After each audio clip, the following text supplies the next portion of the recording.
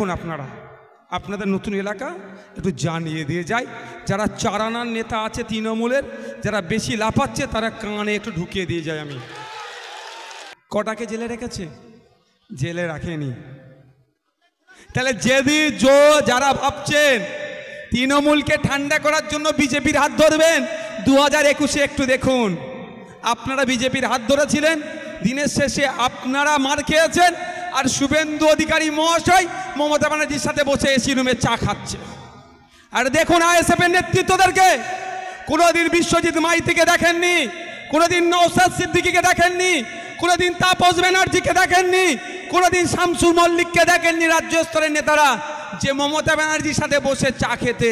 কারণ আমরা খাবো না, আগে আমাদের কর্মীকে যারা মেরেছে তাদের শাস্তি দিক, তারপরে খাওয়ার কথা ভাববো। আগে শাস্তি দেবে তারপরে ভাববো। আর আমরা তখনই খাবো যেই দিন মমতা ব্যানার্জি নির্দেশ দেবে তার বুথের কর্মীদেরকে এই বিষ্ণুপুর এলাকাতে, এই মগরাহাটে, এই ডায়মন্ড হারবারে যে বুথ লেভেলে তোমরা মারামারি করবে না, তোমরা শান্তপ্রিয়ভাবে ভোট করো, কেউ মারামারি করলে ধরে তুলে গ্যারেজ করে দেবো, যেদিন এই কাজ করবে তখন ভাববো, তার আগে ভাববো না। আমি ভেবে অবাক হয়ে যাই, আমি সাধারণ মানুষের উদ্দেশ্যে বলছি। আপনারা একটু ওপর দিকে দেখেন না নেতৃত্বদেরকে? কোনোদিন দেখেছেন শুভেন্দু অধিকারীর সাথে মমতা ব্যানার্জির হাতাহাতি লড়াই হতে? আপনার এলাকার এমপিকে খোকাবাবু খোকাবাবু বলে খুব ডাকে, আমি এটা কিন্তু প্রশ্রয় করি না, আমি পছন্দ লাগে না। লড়াইটা লড়াইয়ের মতো হবে গণতান্ত্রিক প্রক্রিয়াতে। অধীর রঞ্জন চৌধুরী খুব খোকাবাবু বলে না, আমাকে ভালো লাগে না, আমি স্টেজ থেকে বলছি, আর আমি বিরোধিতা করছি। কিন্তু কোনোদিন দেখেছেন অধীর রঞ্জন চৌধুরীর সাথে অভিষেক ব্যানার্জির হাতাহাতি লড়াই হতে? কোনোদিন দেখেছেন দিলীপ ঘোষের সাথে কুণাল ঘোষের হাতাহাতি লড়াই হতে? মোহাম্মদ সেলিমের সাথে শোভনবাবুর হাতাহাতি লড়াই করতে? ফিরাদ হাকিমের সাথে আপনার সুজন চক্রবর্তীর হাতাহাতি লড়াই হতে? কোনোদিন দেখেনি, আমরা দেখতেও চাই না। কিন্তু লড়াইটা কোথা হচ্ছে? বুথ স্তরে। লড়াইটা কোথা হচ্ছে? এই মার্কেটে। লড়াইটা কোথা হচ্ছে? আগের বাজারে। আমি প্রত্যেকের কাছে অনুরোধ করব, বাজারে এটা মাইকের আওয়াজ যাচ্ছে, প্রত্যেক রাজনৈতিক দলের বুথ স্তরের কর্মীদের বলবো, ওপরের নেতাদেরকে একটু দেখুন। ওপরের নেতারা পাশে পাশে বসে দাঁত খেলাচ্ছে, পাশাপাশি বসে এসি রুমে চা খাচ্ছে। যদি ওরা দলের সর্বোচ্চ নেতা, ওরা যদি এক জায়গায় বসে চা খেতে পারে, আপনারা দলের সব থেকে নিচুল লেভেলের নেতা, আপনারা অন্তত নন এসিতে চা খান। ওরা এসিতে চা খাচ্ছে, আপনারা নন এসিতে খান। আমি এখানে বজবজের যারা আমার নেতৃত্বরা আছে তাদের বলবো, ওই সমাজ আমাদের গঠন করতে হবে, ওই সমাজ আমাদের গঠন করতে হবে। ওরা যদি এসি রুমে বসে চা খেতে পারে, আমি আপনাদের পূর্ণ স্বাধীনতা দিচ্ছি। আজকের পর থেকে এখানে কে টিএমসি করে, কে সিপিএম করে, কে বিজেপি করে, কে কোন রাজনৈতিক দল করে দেখতে যাবেন না। আপনারাও তাদেরকে সৌজন্যের বার্তা দিন, চায়ের অফার করুন। ওরা নন এসিতে খাচ্ছে, আপনাদেরকে নন এসিতে, ওরা এসিতে খেলেও, এসির যদি না টাকা থাকে আমাদের কাছে, আমরা নন এসিতে ওদেরকে নিয়ে চা খাবো। কেন খেতে পারবো না? ওরা লড়াই করবে না, ওদের হয়ে মারপিট করে আমরা ওদেরকে বড় পদ দেব, আর আমার বাড়ির ছেলেরা শুধু জেল খাটবে? ও হতে দেওয়া যাবে না, ও হতে দেওয়া যাবে না। অভিষেক বাবু কোনোদিন এসে এই প্যান্ডেলকে, প্রোগ্রামকে বন্ধ করতে চাইবে না। ও জানে কেস এমন খাবে, ওর বিদেশে চোখ দেখানো, ডাক্তার দেখাতে যাওয়ার ভুলে যাবে। আমি স্বাভাবিকভাবে, কারো যদি নামে কোনো কেস থাকে বিদেশ যেতে পারবে না, অনেক ছাড়পত্র হানপত্র সব লাগবে। তো কে ডিস্টার্ব করছে? আপনার বুথের লোক। খোঁজ নিয়ে দেখুন, আপনাকে আমাকে এরা লাঠিয়াল বানিয়ে রেখেছে। দাদু অমুকের হয়ে লড়াই করতো, বাপ অমুকের হয়ে লড়াই করেছে, ছেলে এখন অভিষেক বাবুর হয়ে লড়াই করছে, তার ছেলে আবার তার ছেলের হয়ে লড়াই করবে। আর কতদিন ভাই, আর কতদিন এই লড়াই চলবে? শহীদ তোমার ভুলছি না, ভুলবো না বলে ভালোই স্লোগান দিচ্ছ, আর একসাথে বসে পার্থ চ্যাটার্জির সাথে চা খাচ্ছ, লজ্জা করছে না তোমাদের? আর আমাদেরকে লেলিয়ে দিচ্ছ। এ হতে দেওয়া যাবে না, এ হতে দেওয়া যাবে না।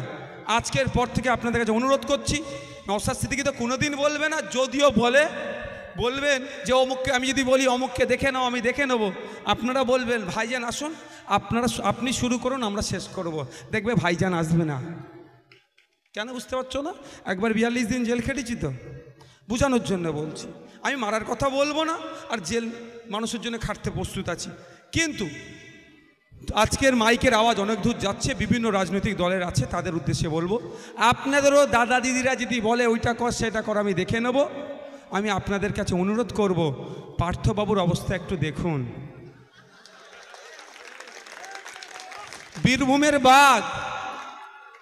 বীরভূমের বাঘ আজকে কোথায়?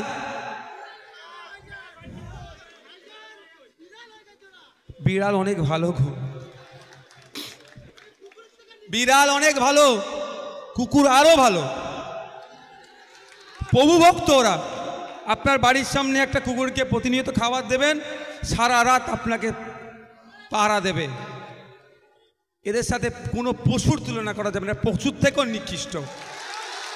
কারণ সন্দেশখালি দেখিয়েছে আমার মা বোনের ওপরে কি অত্যাচার করেছে রাতের অন্ধকারে। এরা পশুর থেকেও নিকৃষ্ট। আর এদের হয়ে যারা কথা বলে তাদেরকে আমরা ভোটের মাধ্যমে পরাস্ত করব। বলছিল না শাহজাহান নাকি ওখানে ছিল না? কে বলছিল না? জনগণের স্বতঃস্ফূর্তভাবে ইডির বিরুদ্ধে জনরোষ, আর শাহজাহান সাহেবই কবুল করেছেন। কোর্টে পুলিশ বলল শাহজাহান সাহেবই নাকি ওই মারার জন্য নিধান দিয়েছিল। এখন এরা কোথায় যাবে, কোথায় মুখ লুকোবে? যাক, যে কথা বলছিলাম ফিরে আসি। একটু দেখুন, আমি তৃণমূলী ভাইদের বলবো, মাইকের আওয়াজ হচ্ছে, শুনতে পেলে ভালো, নালে মিডিয়ার মাধ্যমে শুনে নেবেন। মনোব্রত বাবুর দেখুন অবস্থা, দেখুন বকটুয়ের অবস্থা, দেখুন পার্থবাবুর অবস্থা, দেখুন জ্যোতিপ্রিয়বাবুর অবস্থা দেখুন। আর লেটেস্ট সংযোজন হয়েছে সন্দেশখালীর শাহজাহান সম্রাট, সন্দেশখালীর সম্রাটের অবস্থা দেখুন, উনি জেলের মধ্যে আছে। আমি আপনাদের কথা বলে রাখি একটা কথা, উনি তো বুক ফুলিয়ে খুব যাচ্ছেন, ওনাকে যত পাম দিয়েছে উনি এখন তো ধরা দিয়ে দিয়েছেন। ধরা তোকে পড়তোই, ওই অ্যারেস্ট তো হতেই হতো। তো ও তৃণমূলের আমলে জেলে গিয়েছে, ওকে জেলে বসেই তৃণমূলের ধ্বংস দেখতে হবে। ও আর বাইরে বাড়াবার কোনো লাইন দেখতে পাচ্ছি না। আমি যেটা বলছিলাম, তৃণমূলের বন্ধুদের বলবো, কোনো দাদা দিদি বলে দিল, এই কী সব নাম বলছিল বিশ্বজিৎ দা, তা বলে দিল যে মেরে দিয়ে চলে আসলেন, একটু সতর্ক থাকবেন। আমি বলে যাচ্ছি আপনাদের কাছে, মিথ্যা কেস দিচ্ছে আমাদের ছেলেদের নামে, অনেককে মারধর করছে। আমি কিন্তু ছেলে দেওয়ার ছেলে নয়, এটা মাথায় রাখবেন। আমি ছাড়বো না। আমি মারের বদলা মারে নয়, মিথ্যা কেসের বদলা মিথ্যা কেসে নয়। কিন্তু জানিয়ে রাখছি, একটুখানি জেনে রাখ, বলে দিয়ে যাচ্ছি, আমি পুলিশের সহযোগিতা নিয়ে মিথ্যা কেস দেবেন আমাদের ছেলেদেরকে, জামিন করাবো। ডায়মন্ড হারবার কোর্টে যাব, ধরে নিলাম জামিন হলো না, জজ কোর্টে যাব, জামিন যদি না হয় হাইকোর্টে গিয়ে জামিন করাবো। ওখানেও যদি জামিন না হয় সুপ্রিম কোর্টে জামিন করিয়ে মালা পরিয়ে বাড়িতে আমার ছেলেকে পাঠাবো। আপনাদের বলে রাখি,